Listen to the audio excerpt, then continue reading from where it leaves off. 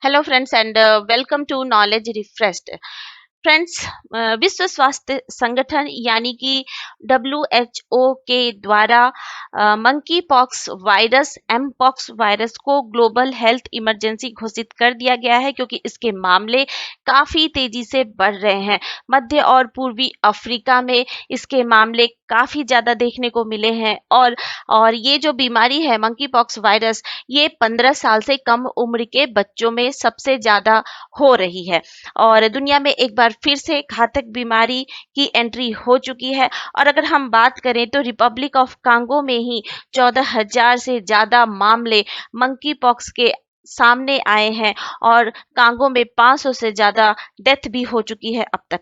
और monkey pox virus जो है वह सबसे पहले इसकी खोज की गई थी 1958 में।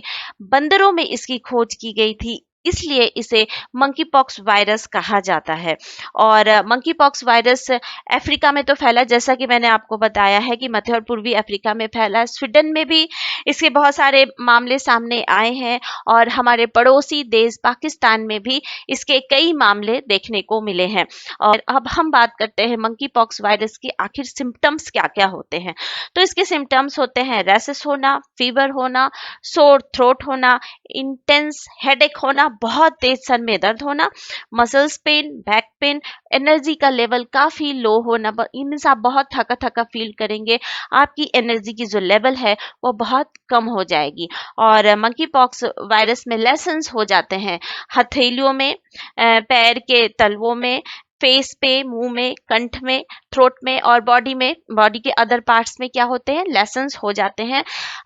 और रैशेस भी होते हैं और लेसन्स भी होते हैं।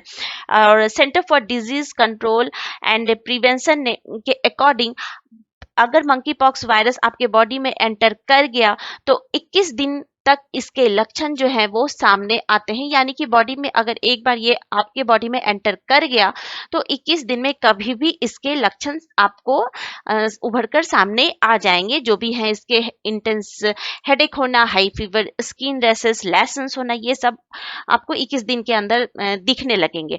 और एक बार अगर इसके सारे सिम्टम्स सामने आ गए तो फिर इससे क्योर होने में, ठीक होने में 14 से 21 दिन का समय लगता है।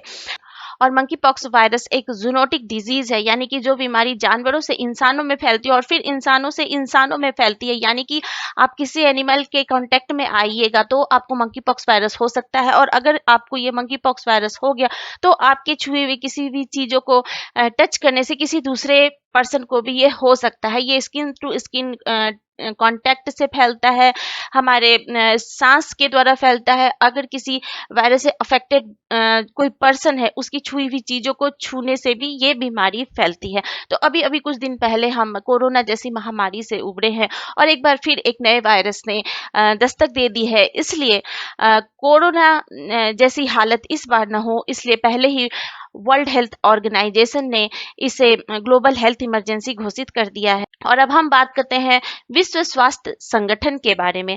तो विश्व स्वास्थ्य संगठन यानी कि WHO वर्ल्ड हेल्थ ऑर्गेनाइजेशन का गठन 7 अप्रैल 1948 को किया गया था और इसका हेडक्वार्टर जेनेवा स्विट्जरलैंड में है। और ये एक स्पेशलाइज्ड एजेंसी है यूनाइटेड नेशन की, संयुक्त राष्ट्र की, जो कि रिस्पॉन्सिबल होती है इंटरनेशनल पब्लिक हेल्थ के लिए। यानी कि इसका उद्देश्य है कि स्वास्थ्य के उच्चतम स्तर को विश्व के सभी लोगों तक पहुंचाया जा सके। और इसके डायरेक्टर जनरल हैं टेड्रोस एडोनम ग्रेबियोसिस, और ये इनके डायरेक्टर जनरल हैं विश्व स्वास्थ्य संगठन के। इनका नाम है टेड्रोस एडोनम ग्रेबियोसिस। तो दोस्तों, एक बार फिर से एक खतरनाक वायरस ने एंट्री कर ली है, मंकी पॉक्स वायरस ने एंट्री कर ली है। अभी कुछ दिन पहले ही हम कोरोना जैसी महामारी से उबरे हैं और कितनी तबाही मचाई कोरोना ने, वो किसी से छुपा नहीं है। तो prevention is better than cure, और अभी से ही सतर्क रहने की जरूरत है, क्योंकि पूरा विश्व फिर से तैयार नहीं है कोरोना जैसी एक और महामारी के अटैक को झेलने के लिए। तो आई होप आपको ये वीडियो पसंद आया होगा। Thank you so much for watching.